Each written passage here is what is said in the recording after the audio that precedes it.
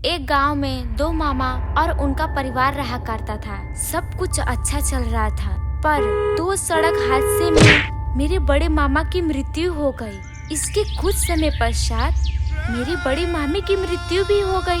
इसके बाद मेरे छोटे मामा और उनका परिवार गांव का घर खाली करके शहर आ गए। पर कुछ महीने बाद मेरे छोटे मामा को गांव के घर जाना पड़ा उसकी मरम्मत करवाने के लिए। उन्होंने गांव में मरम्मत का काम शुरू कर दिया। 2 दिन में मरम्मत का काम खत्म करके छोटे मामा रात के करीब 10 बजे छत पर खड़े थे। उन्होंने देखा कि नीचे मेरी बड़ी मामी खुले बालों में आंगन में टहल रही है। ये नजारा देखकर मेरे मामा की आंख फटी की फटी रह गई। वो तुरंत नीचे की ओर भागे। जैसे ही वो सीढ़ियों के पास पहुंचे, उन्होंने देखा कि मेरी बड़ी मामी नीचे से चौथाई सीढ़ी पर बैठी थी और पीछे गर्दन करके उन्हें घूर रही हैं। ये देखकर मेरे मामा बुरी तरह डर गए और अपना होश खो बैठे। इसके बाद उन्हें सुबह जब होश आया तो वो पड़ोसी के घर चले गए। उन्होंने पड़ोसियों को पूरा नज़ारा सुनाया। इसके बाद मेरे मामा की तबीयत पूरी तरह खराब हो गई।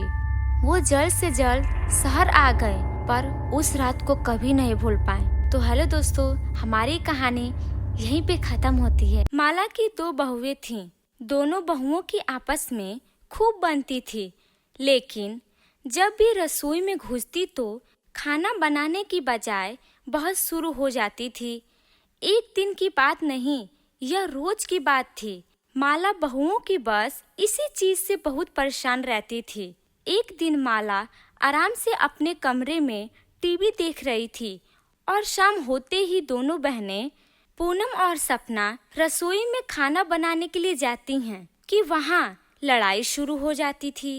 इन दोनों की आवाज सुनकर वहाँ जाकर माला बोलती है कि जब तुम दोनों को अच्छे से पता है कि एक साथ जाओगी तो यह सब होना ही था, तो जाती ही क्यों हो? पूरे घर का माहौल लड़ाई में बदल देती हो। अब ये बताओ कि अब किस बात पे तुम दोनों की लड़ाई हो रही है?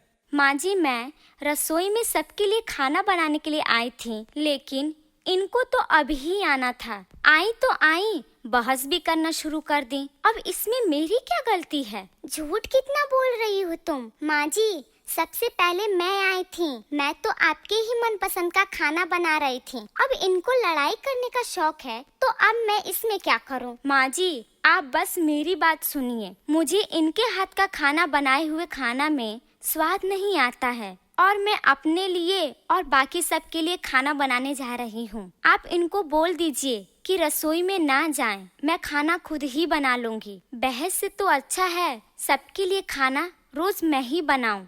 माँ जी, पूनम दीदी ही सही बोल रही हैं। खाना तो उनके हाथ का भी मुझे अच्छा नहीं लगता। वो तो मैं ही अच्छा खाना बनाती हूँ। मक्के की रोटी और सरसों का साग, आहा, सुनकर ही मजा आ जाता है। अरे बस करो, तुम लोगों ने तो रोज का रोज ड्रामा बना रखी हो। इसको अपने पसंद का तो इसको अपने पसंद का। जब तुम दोनों को इतना ही अपने अपने पसंद का खाना बनाने का शौक है, तो एक एक करके बना क्यों नहीं लेती हो? इससे घर में लड़ाई भी नहीं होगी और शांति बनी रही होगी। ठीक है, फिर आप ही खाना बना लीजिए। मैं अपने पसंद का किसी और दिन बना लूंगी। आप बनाइए, मैं जा रही हूँ। नहीं, तुम ही बना लो अपने पसंद का। मैं किसी और दिन बना लूंगी। ठीक है, मैं चलती हूँ। अरे अब कहाँ जा रही हो? अभी तो तुम दोनों सारा घर सर पे उठा रखा था और अब तुम दोनों एक एक करके जा रही हो। मैंने ये बोला है कि पहले तय होगा कि सबसे पहले कौन बनाएगा और फिर अगले दिन कौन बनाएगा। जाने के लिए नहीं बोला है। माँ जी, कोई भी बना लेगा और मैं खा लूंगी। अब खाने के लिए बहस होगा तो अच्छा थोड़ी न लगेगा। कोई बात नहीं, आप खाना बना लीजिए। पूनम सोचकर बोलती है, उफ, नहीं, मैं नहीं करने वाली। तुम ही बना देना। अब हमारे घर में सबको इतना शौक है तो किसी को अपने शौक को साइड में रखना होगा ना। मैं ही रख लेती हूँ। आप ही खाना बना दीजिए। नहीं माँ जी, मुझे नहीं खाना बनाना है। तुम ही खाना बनाओ, मैं ही जा रही हूँ। माँ जी बोलती है कि इन दोनों ने तो हद ही पार कर दी।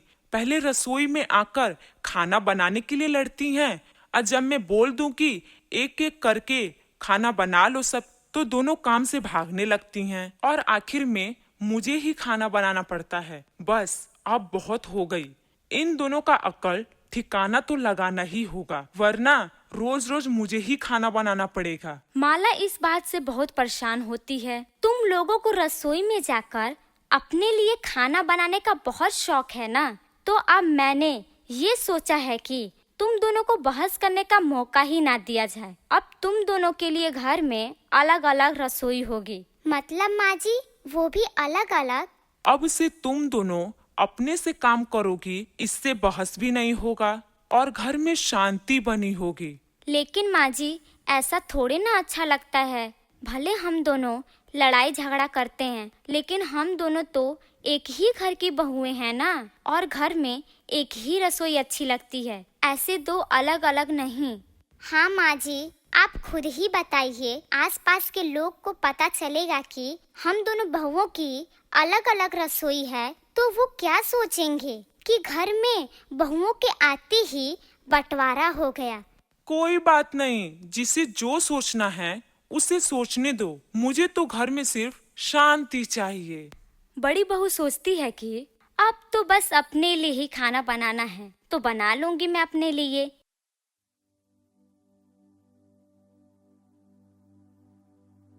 शहर में एक आदमी रहता था। उसकी एक इकलौती बेटी थी जो बहुत संस्कारी और सुशील थी। एक दिन पिताजी बोले, बेटी, भगवान ने हमें सब कुछ दिया है, मैं आपसे कुछ कहना चाहता हूँ। बेटी बोली, जी पिताजी बोलिए, आप क्या कहना चाहते हैं? पिताजी बोलते हैं, बेटा, मैं तुम्हारी शादी कराना चाहता हूँ और न जाने मैं कब रहूँ या ना रहूँ, इसीलिए एक सुंदर सा रिश्ता ढूंढा हूँ। बेटी बोली, जैसी आपकी इच्छा, लेकिन हमारे जाने के बाद आप अच्छे से रहिएगा। फिर वह उसकी शादी करा देता है। जब वह अपने ससुराल जाती है, शहर के मॉडर्न कपड़े पहनकर अपनी सास के पास जाती है और उसका पैर छूती है। हे राम, ये आधे अधूरे कपड़े पहनकर तुम मेरे सामने आशीर्वाद लेने के लिए आई हो? अरे गांव में मेरा बहुत नाम है, तुम्हारे वजह से मेरा नाम खराब हो जाएगा। बहू बोली, माँ जी, छोटे कपड़े से कोई बेशर्म नहीं होता, संस्कार तो इंसान के व्यवहार में होता है। सास बोली, अच्छा, जुबान तो तुम्हारा बहुत अच्छा ही चलता है। अरे हमारे यहाँ शादी के बाद बहुएं साड़ी पहनकर रसोई में खाना बनाती हैं, और तुम क्या पहनकर आ गई? बहू बोली, माँ जी, मैं अपने तरफ से पूरी कोशिश करूँगी कि मैं आपका दिल जीत पाऊँ। आप टेंशन मत लीजिए, आपको टेंशन लेने की कोई जरूरत नहीं है। मेरे रहते हुए आपके नाम को कोई बदनाम नहीं करेगा, भले ही मैं शहर की हूँ। सास बोली, फिलहाल के लिए मेरे आँखों से ओझल हो जाओ, मैं तुमको इस कपड़े में देख नहीं पा रही हूँ। वह अपने कमरे में चली जाती है। कुछ दिनों बाद एक दिन कमला अपनी बहू से कहती है कि कल घर में गणेश जी की पूजा है, आसपास के बहुत से लोग आएंगे, तो तुम शिकायत का मौका मुझे बिल्कुल भी मत देना। और हाँ, गांव के लोगों को दिखा देना कि मेरी बहू शहर की होने के बाद भी बहुत ज्यादा संस्कारी है, और अपना ऐसा पहनावा पहनकर मत आ जाना। ऐसे ही अगले दिन पूजा का सारा काम कर लेती है। ये सब देखकर कमला देवी को बहुत अच्छा लगता है। सभी लोग पूजा में आ जाते हैं। वह एक अच्छी सी साड़ी पहनकर वहाँ आ जाती है। उसकी खूबसूरती और उसका पहनावा देखकर सभी लोग कमला देवी की बहुत तारीफ करते हैं और पूजा में गणेश भगवान का आरती भी गाती है। यह देखकर सास बहुत हैरान हो जाती है। कुछ लोग कमला देवी से कहते हैं कि अरे वाह, इतनी खूबसूरत और संस्कारी बहू कहाँ से लेकर आ गई? हमारे गांव में तो कोई ऐसी लड़की है ही नहीं, तुम्हें कहाँ से मिल गई? सास बोली, मेरी बहू शहर की है। हाय दैया, मैं तो सुनी हूँ शहर की लड़कियाँ बड़ी बेशर्म होती हैं। तुम्हारी बहू तो बहुत ही ज्यादा संस्कारी है। तुम्हारी तो किस्मत अच्छी निकली, वरना शहर की लड़कियाँ तो अपनी सास को अपने इशारों पे नचाती हैं। सास बोली, अरे नहीं नहीं बहन, पहले मैं भी ऐसा सोचती थी, लेकिन मेरी बहू ने मेरी सोच को बदल डाला और अपने संस्कारों से मेरा दिल जीत लिया। कमला को अपनी गलती का एहसास हो जाता है और सबके जाने के बाद अपनी बहू को बुलाती है और अपनी पुश्तैनी हार दे देती है। देते हुए कहती है कि ले बहू, ये तेरे लिए सोने का हार। आज मैं बहुत खुश हूँ, तुमने तो मेरा सोच ही बदल डाला।